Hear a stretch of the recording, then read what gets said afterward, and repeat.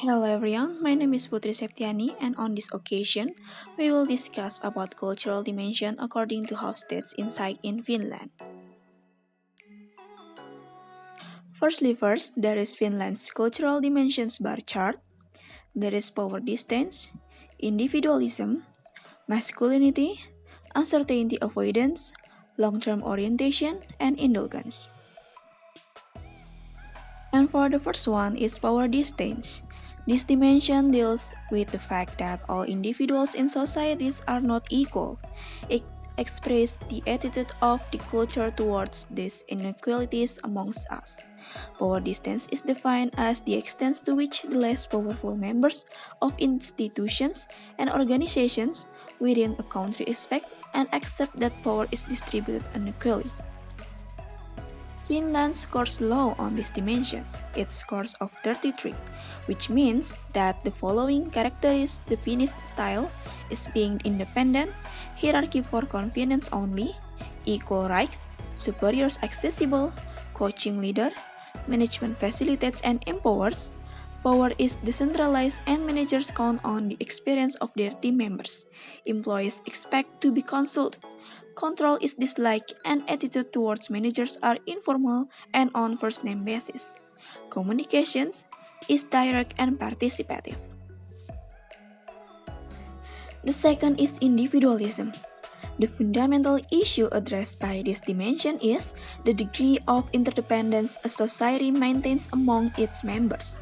It has to do with whether people's self-image is defined in terms of I or we.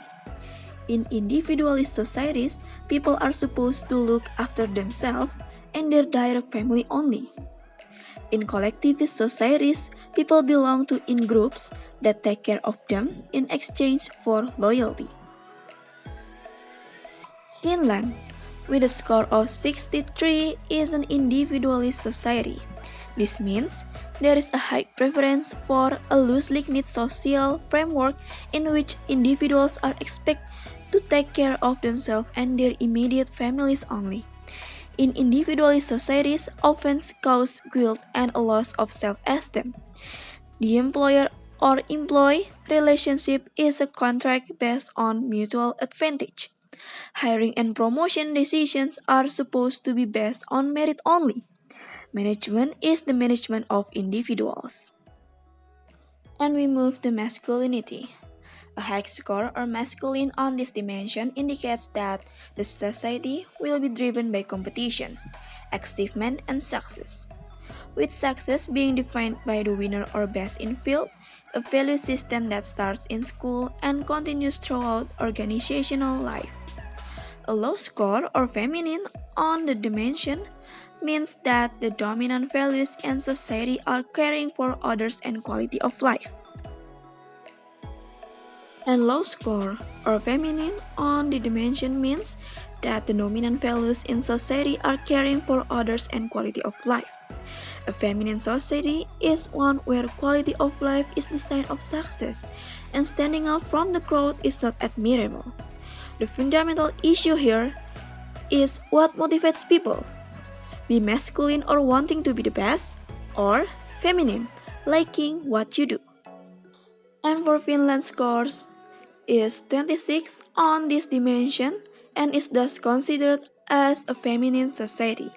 In feminine countries, the focus is on working in order to live. Managers strive for consensus. People value equality, solidarity, and quality in their working lives. Conflicts are resolved by compromise and negotiation. Incentives such as free time and flexibility are favored. Focus is on well-being. Status is not shown. An effective manager is a supportive one, and decision making is active through involvement. Uncertainty avoidance. The dimension uncertainty avoidance has to do with the way that a society deals with the fact that the future can never be known. Should we try to control the future or just let it happen? This ambiguity brings with it anxiety, and different cultures have learned to deal with this anxiety in different ways. The extent to which the members of a culture feel threatened by ambiguous or unknown situations and have created beliefs and institutions that try to avoid this is reflected in the score on uncertainty avoidance. Finland scores a 59 on this dimension, and thus has a high preference for avoiding uncertainty. Countries exhibiting high uncertainty avoidance maintain rigid codes of belief and behavior and are intolerant of unorthodox behavior and ideas. In these cultures, there is an emotional need for rules, even if the rules never seems to work. Time is money. People have an inner urge to be busy and work hard. Precision and punctuality are the norm. Innovation may be resist, and insecurity is an important element in individual motivation. After uncertainty avoidance, we move to long-term orientation. This dimension describes how every society has to maintain some links with its own past while dealing with the challenge of the present and future. And societies prioritize these two existential goals differently. Normative societies, which score low on this dimension, for example, they prefer to maintain time-honored traditions and norms while viewing societal change with suspicion. Those with a culture which score high, on the other hand, take a more pragmatic approach. They encourage thrift and efforts in modern education as a way to prepare for the future. And with a low score of 38, Finnish culture can be classified as normative. People in such societies have a strong concern with establishing the absolute truth. They are normative in their thinking.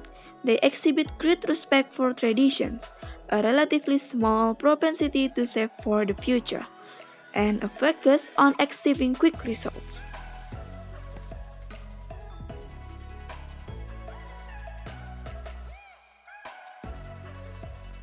And for the last dimension is indulgence. One challenge that confronts humanity now and in the past is the degree to which small children are socialized. Without socialization, we do not become human. This dimension is defined as the extent to which people try to control their desires and impulse based on the way they were raised. Relatively weak control is called indulgence, and relatively strong control is called restraint. Cultures can, therefore, be described as indulgent or dirt.